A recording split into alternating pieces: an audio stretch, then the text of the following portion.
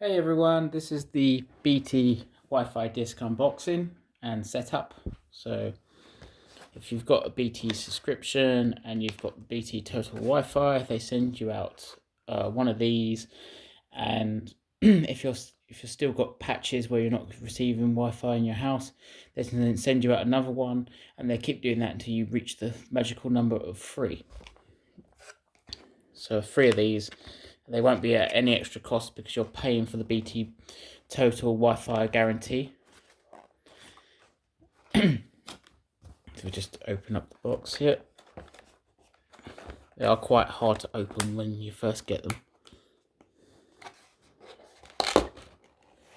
Okay. So that's what you get inside. You get your mains cable, which you have to put the attachment on.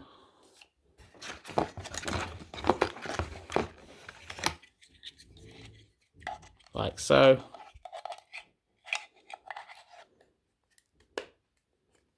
To declip. They do this so it fits through the letterbox. I don't need this one because I've currently got one spare power cord already. So I'm just going to put that away, back in the box. But if you don't have one, obviously you use that one.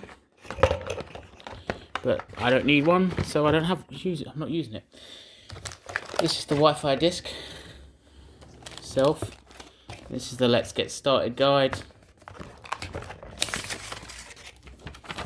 It's got a bit of information there.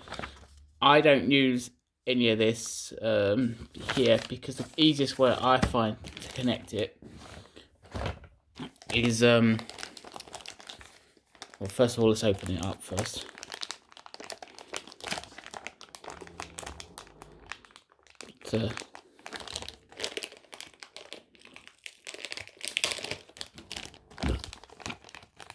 So you have up to 3 of these. It's got the newer BT Corporation logo. And it's got a RJ45 socket that is gigabit verified. And that's your power connection. This is your factory reset pin, and that's your power on and off. So you turn it off, and that's your WESP button right there. And there's your screw holes, so you want to mount it to the wall. So these have to be pushed like so, like that, and then you put the screw on the wall, hook it up, and it sits on the wall. But anyway, the network port can be used to plug it in if you've got, like I have, network ports throughout the house. And if you connect it via the network port, that gives you a stable connection to the box for the internet, and then you'll get the best possible signal because it's wired, and it's only it acts as a wireless repeater, and so you're going to get the full bandwidth on that floor. But you don't use it for your mobiles, your tablets, or your laptops, anything that doesn't require being connected to the mains all the time. So, as I said before, if you've watched my previous videos, if it's a skybox or a TV, always connect via Ethernet. But if it's not, connect it wirelessly, because obviously you have no choice. You can't connect a cable to your iPhone. It's just not practical. So I find the easiest way to set this up is to first plug it downstairs if you haven't got Ethernet ports throughout your whole house. Plug it downstairs to the actual box, wherever your router is kept, and plug it in on this end and the other end. Plug your mains port as well. Make sure it's switched on. This one's not switched on, so you got to press the button behind, power button. Otherwise you'll just be standing around doing absolutely nothing. So there it is, the light comes on.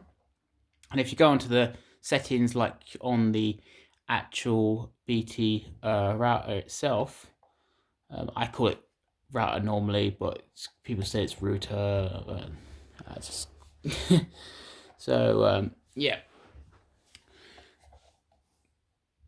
Once that has established connection, you can unplug that, and you can plug this in anywhere in the house to obviously increase your Wi-Fi signal, and should be all good to go. So let me just wait for this to do its magic.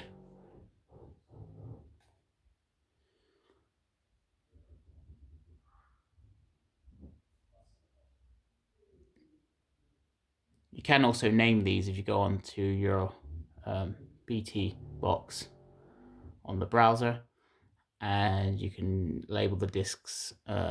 So if this one goes in the loft, I call this loft, BT loft, or just loft.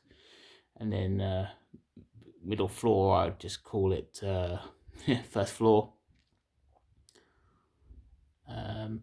Yeah, and obviously I've got it in the garage. Now it's gone blue.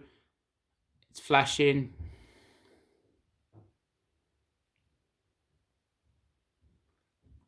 Okay, that's established. It's working with the master BT box, and that's it.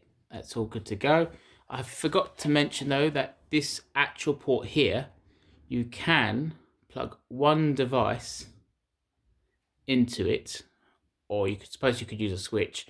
That'll give you, if you've got a device that doesn't have Wi-Fi built in and you want to connect it, you can connect the Ethernet cable to that device in obviously in the room, and then connect the other end of the Ethernet cable to this socket here, and that gives you, it will act as basically a wireless adapter. So not only will it give you signal around the house for your other devices in your house, it will also give that that wired only device internet as well, which is quite a handy thing to have. Seems to be flashing, so I guess it hasn't really established yet. It's a bit short-lived. So let's just, if it is faulty, it will come up with a red light. But so far it's been purple. It should go blue.